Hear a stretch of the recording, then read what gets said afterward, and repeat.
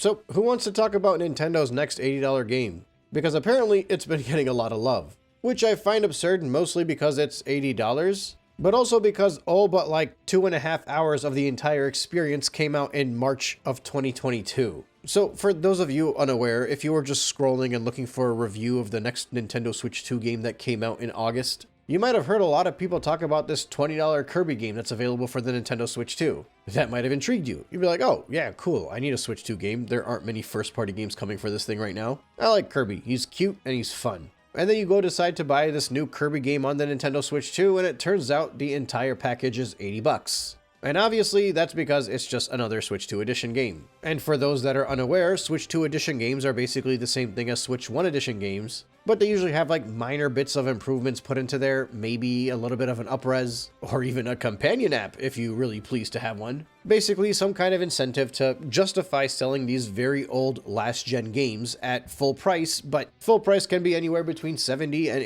$80, or in the case of Zelda, if you want all the DLC as well for this last-gen game, you're looking at close to $90. And I mean, really, with prices that high, at that point, tax is more than $5, so you might as well round up to $100.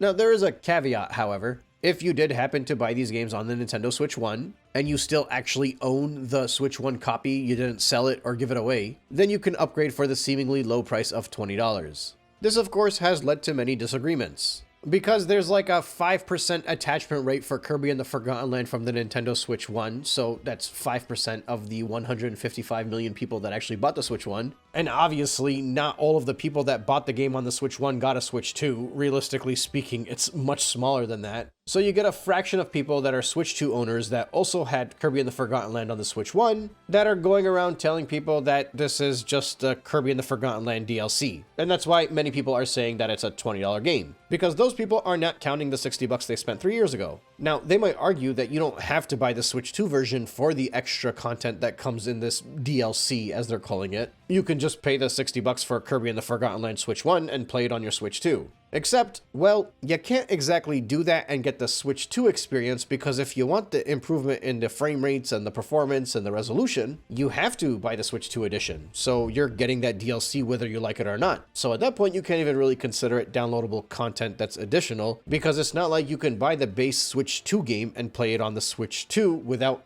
being forced to buy that. Does that make sense? Now, in the case of Kirby and the Forgotten Land, supposedly people that have played it have enjoyed it quite a bit. And credit to a lot of these reviewers, they're saying straight up that if you have the game and you feel like you really loved Kirby and the Forgotten Land, then it's worth the $20. But if you haven't purchased the game yet, and you were already kind of on the fence on whether or not you would enjoy Kirby and the Forgotten Land, then you definitely shouldn't go for this, because they don't think it's worth it at that point. Which I think is a fair and nice and level-headed response. Contrasted to something like Mario Party, where everybody was telling you absolutely do not waste your money buying this, because, well, if you look up how Mario Party did a Switch 2 edition, it was basically highway robbery. But of course, because you have a Mario Party game sitting on the shelf for $80, all of these people that went and bought Nintendo Switch 2s, you know, a lot of them are casuals. They're just going to go to the shelves and see $80 for the next Mario Party game and be like, well, I guess this is the price of the game now. It costs just as much as Mario Kart.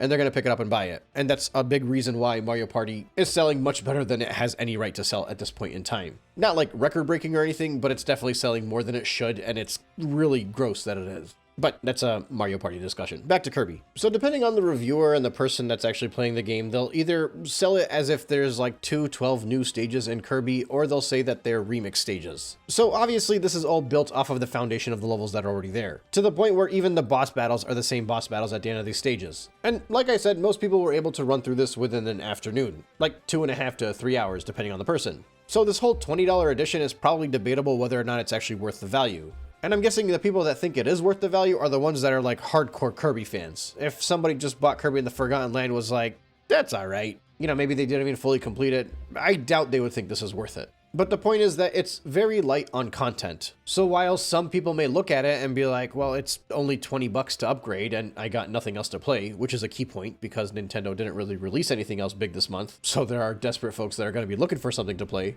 Other people who didn't buy the original game are going to be looking at the $60 version of Kirby and the $80 version of Kirby. And the reality is that additional 2 or 3 hours of doing the same boss fights and remix stages is just not worth a 33% increase in price. Because let's be real, the only reason they're doing an increase in price is because of those additional stages.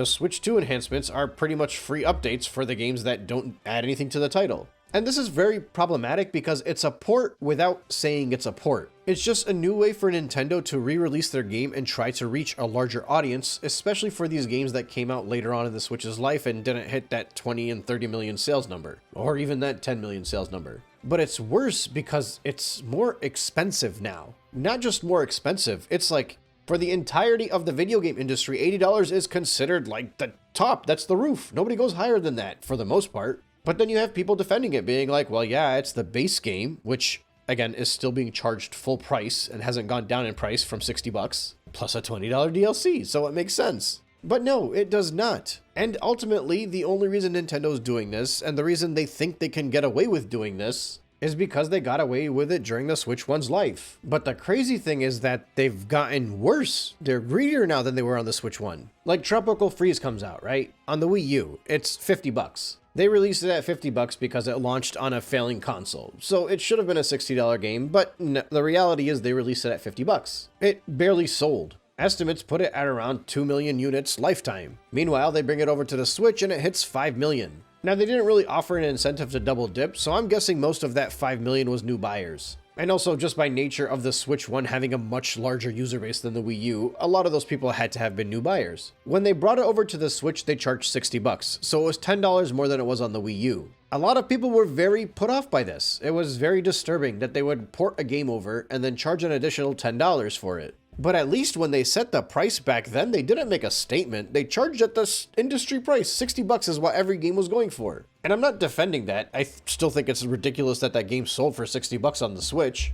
But if they had showed up and were like, hey, Tropical Freeze, we think it's a very good game and you're gonna like it, $70. That would have just blew everybody's mind. And now they're bringing Kirby over to the Switch 2. They're adding some fluff, some half-baked filler content. And they're saying that this is going to be one of the most expensive games that anybody will be able to buy in 2025. I can't believe that I miss the days where they would just port games over and charge full price, industry standard price, you know? And honestly, I picked Tropical Freeze as the example because that might be one of the worst offenders. Here's something that would be much better to compare. Mario 3D World, another Wii U game that jumped from the Wii U to the Switch. This is a game that was $60 on the Wii U. When it came to the Switch, it was also $60. And mind you, this is the second best-selling game on the Wii U. It was close to 6 million units sold. So this was going to be a big seller on the Switch, and it was going to reach a much larger crowd because a lot of people obviously want to play 3D Mario, and a lot of people didn't have the Wii U. When they brought it over to the next console, they charged the same price as they did previously. And this also seems like it's absurd and unfair because at the time the game was close to 8 years old.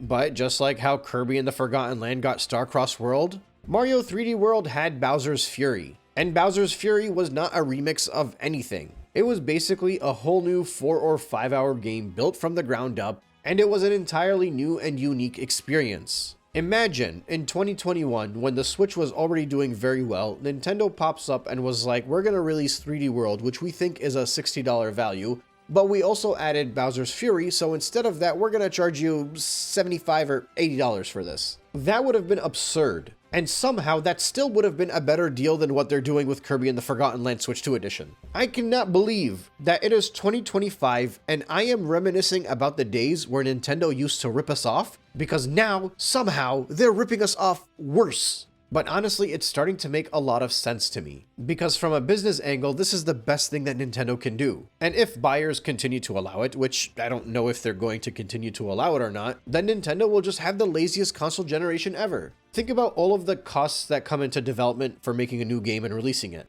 Even when they were porting games over from the Wii U to the Switch, they had to do something to make this game work on a new console. And I'm guessing there was a lot more work put into getting a game to go from the Wii U to the Switch than it is to go from the Switch to the Switch 2. So after a game is developed, it's built from the ground up, there's all the costs that go into making it, and then they go and sell it. There's a lot of risk involved there because you'd like it to sell a certain amount, and then it might bring in a lot of money, but you have to subtract all of the costs that went into making that game. I don't know what the profits look like for a $60 game, but I do know that it's not $60. So now Nintendo's like, well, instead of making a brand new game and releasing it, why don't I just take this game that's already done, put a very little amount of effort into it, and then either I get to resell this $60 game plus a little bit of extra effort for $80, or I get to make an additional 20 bucks off of people that already bought this game before. This lets them put in a very low upfront cost, which effectively eliminates the entirety of the risk, and the rewards probably are not going to be as high as if they were to release a brand new game, but they're still going to be plentiful. And all of these Switch 2 edition games and downloads that people have been buying up from the hardcore fans, I mean, that's a lot of extra money that's coming into them, and they basically put nothing in there upfront, so it's not even like they gotta fight the cost.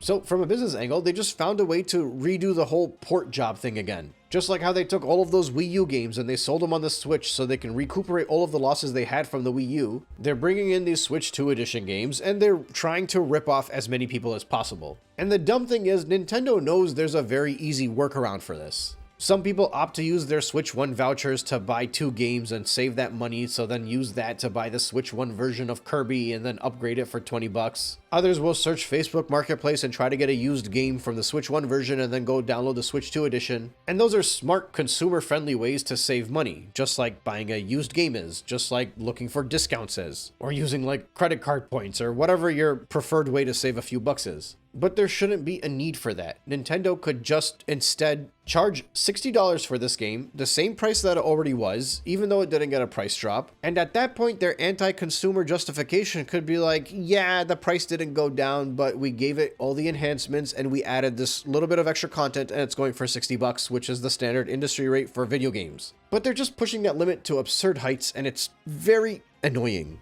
But yeah, long story short, anybody that's telling you this game is worth the 20 bucks, you gotta kind of correct them and say that it's not worth 20 bucks because there is no entry to this game without paying $80. Either you already paid 60 bucks before, or you're going to be paying 60 bucks now. And you can't classify it as DLC either because you can't get the full Switch 2 enhancement without being forced to buy the DLC. Call it like it is. This is a deluxe edition of Kirby and the Forgotten Land, a game that hasn't gone down in price since 2022, being sold as one of the most expensive games of 2025, and seemingly some Nintendo fans are entirely okay with it.